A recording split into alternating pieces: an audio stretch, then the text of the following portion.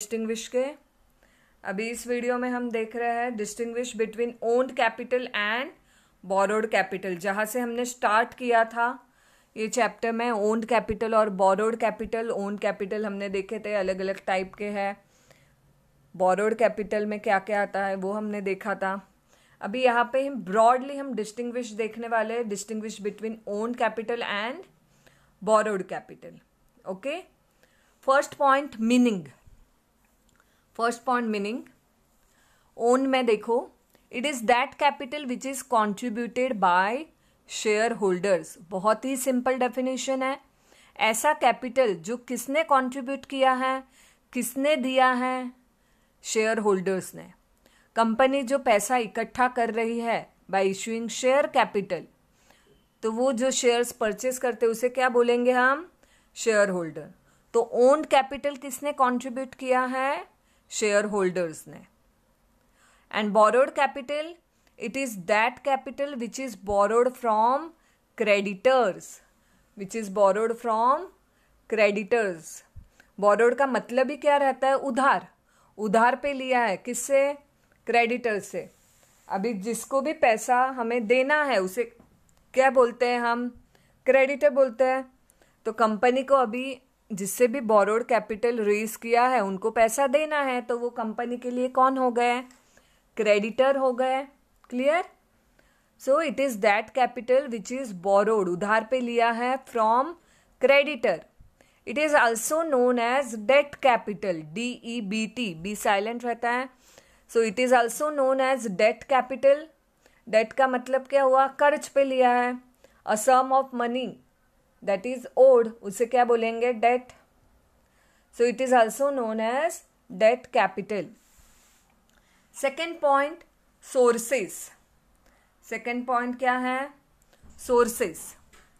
Owned capital में देखो yellow में है second point, owned capital is collected by issue of equity shares and preference shares.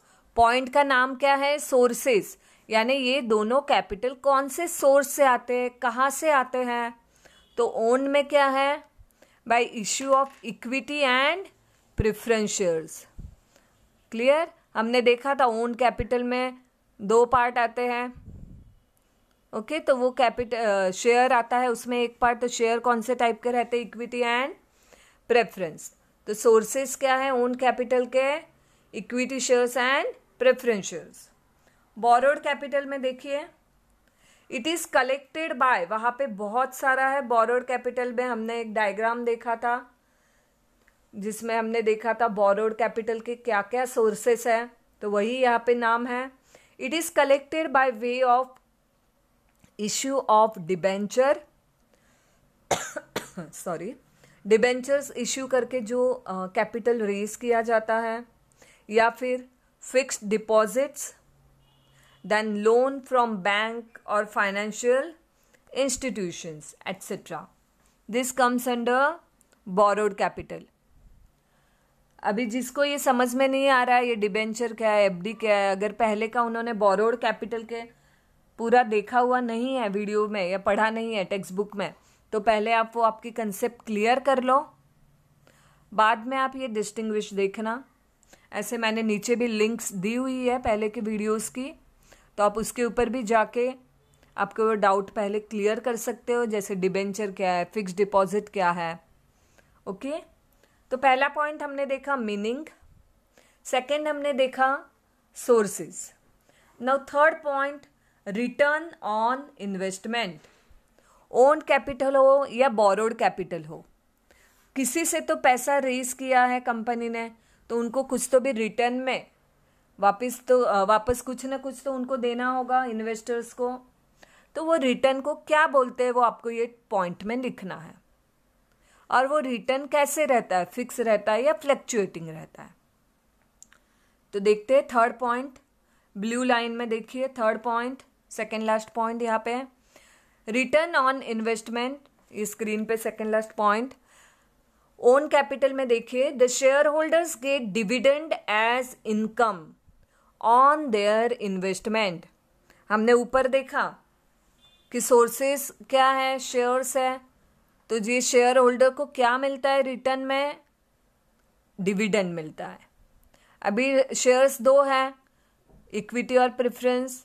तो point में आगे देखिए, rate of dividend is fluctuating in case of equity shares but fixed in case of preference shares. ये हमने distinguish में भी देखा हुआ है इक्विटी और प्रेफरेंस शेयर्स के। और बोरोड कैपिटल में क्या है? द डेट कैपिटल होल्डर्स, या आप ऐसे भी लिख सकते हो, borrowed capital holders get interest as income on their investment. What they get? Return on investment. उनको रिटर्न में क्या मिलता है? इंटरेस्ट मिलता है। और वो इंटरेस्ट कैसे रेट में रहता है? Interest is paid at fixed rate. So what is our third point? Return on investment. Owned capital में क्या आएगा? डिविडेंड। डिविडेंड में आप क्या लिखोगे? इक्विटी शेयर्स को फ्लक्चुएटिंग रेट में मिलता है, यानी चेंज होता रहता है, फिक्स नहीं रहता है। और प्रेफरेंस शेयर्स को डिविडेंड कैसे मिलता है? फिक्स्ड रहता है। बोरोड कैपिटल में क्या लिखोगे? उनको जो रिटर्न में मिलता है इनकम, उसे क्या बोलेंगे? इंटरेस्ट। और इंटरेस्ट का रेट कैसे रहता है? फिक्स्ड रेट रहता है। Fourth point, status. Status first इसमें देखो, ओन में क्या दिया हुआ है? The shareholders are owners of the company. यहाँ पे स्क्रीन पे लास्ट पॉइंट है। शेयर होल्डर्स ये कौन है? ओनर्स है कंपनी के। And debt holders are creditors of the company. यानी स्टेटस में आप लिखोगे ओन्ड वाले कौन है? ओनर है, ओ से ओनर। और बोरोड वाले कौन है? क्रेडिटर्स है। So here we finish with 4 point. पहला point meaning, second point sources, third point return on investment, fourth point status. Now next some more points to go with. Fifth point, voting right. अभी ये सब आपको पता ही है, वैसे वापस revise ही हो रहा है जैसे। वोटिंग राइट, ओन में equity share holders enjoy normal voting right at the general meeting. Equity share holders क्या है? उनको वोटिंग राइट मिलता है, नॉर्मल वोटिंग राइट। और जो बोरोड कैपिटल जिन्होंने दिया हुआ है, उनको मिलता है क्या वोटिंग राइट? तो नहीं, वो लोग बाहर वाले हैं। बाहर वाले को हम घर में आके डिसीजन लेने को बोलेंगे क्या मैनेजमेंट में? नहीं। So creditors do not enjoy voting right at the general meeting.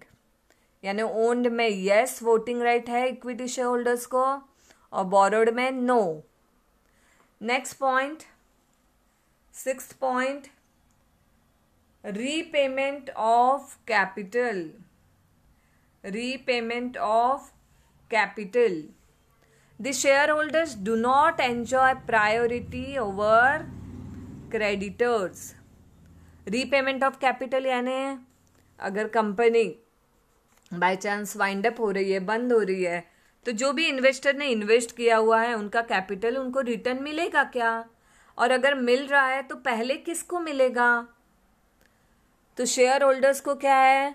They do not enjoy priority over creditors. उनको क्रेडिटर्स से पहले, यानी बोरोड कैपिटल के पहले उनको कैपिटल रिटर्न में नहीं मिलेगा। They are eligible for repayment of capital only after making payment to creditors at the time of winding up of the company. यानी अगर कंपनी बंद हो गई तो सबसे पहले बाहर वाले का पैसा दिया जाएगा, यानी बोरोड कैपिटल। उसके बाद किसे मिलेगा? ओन कैपिटल को, यानी शेयर होल्डर्स को। और आपको ये पता ही है शेयर होल्डर्स में सबसे पहले किसे मिलेगा? प्रेफरेंस शेयर्स को। और उसके बाद सबसे आखिर में चांस किसका आएगा? एग्जैक्टली कौन? Equity shareholders. अभी बोरोड में देखो, the creditors get priority over the shareholders. यहाँ पे उल्टा, यहाँ से ओन्ड में जो हमने देखा उसका उल्टा यहाँ पे आएगा। क्रेडिटर्स को क्या है? प्रायोरिटी है, पहले मिलेगा शेयर होल्डर्स से। कब? तो in case of return of principal amount at the time of winding up of the company. Principal amount यानी जो सबसे स्टार्टिंग में जो कैपिटल इन्वेस्ट किया है, वो जो प्रिंसिपल अमाउंट है वो अगर कंपनी बंद हो गई तो सबसे पहले किसको राइट है? क्रेडिटर्स को, उनको रिटर्न में मिलेगा। And the last point, charge on asset. हमने जो secured asset, secured debenture, unsecured debenture देखा था ना, कि उनको उनके डिबेंचर्स किसके अगेंस्ट सिक्योर्ड रहते हैं? फिक्स्ड या फ्लोटिंग असेट के अगेंस्ट। यानी अगर कंपनी पैसा नहीं दे रही है तो वो क्या कर सकते हैं? असेट सेल करके उनका पैसा वापस रिटर्न ले सकते हैं। तो वो पॉइंट है यहाँ पे, चार्ज ऑन असेट। चार्ज यानी क्या? The right of a lender to be paid from a borrower's asset if the debt is not paid on time. यानी लेंडर का राइट उनको रिटर्न कैसे मिलेगा? असेट सेल करके। अभी यहाँ पे ओन्ड एंड बोरोड किसका चार्ज रहता है देखते हैं हम।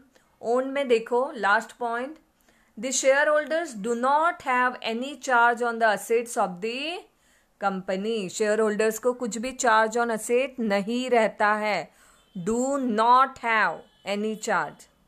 और बोरोड में देखो, the secured debenture holders have a charge on assets of the company. ये आपने डिबेंचर के टाइप्स में देखा था।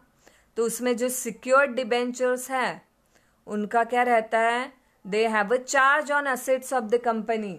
सो if the company is not in a position to repay their capital और interest on time, they can sell asset on which their debentures are secured and they can get back their amount invested in the company. That is known as secured debentures.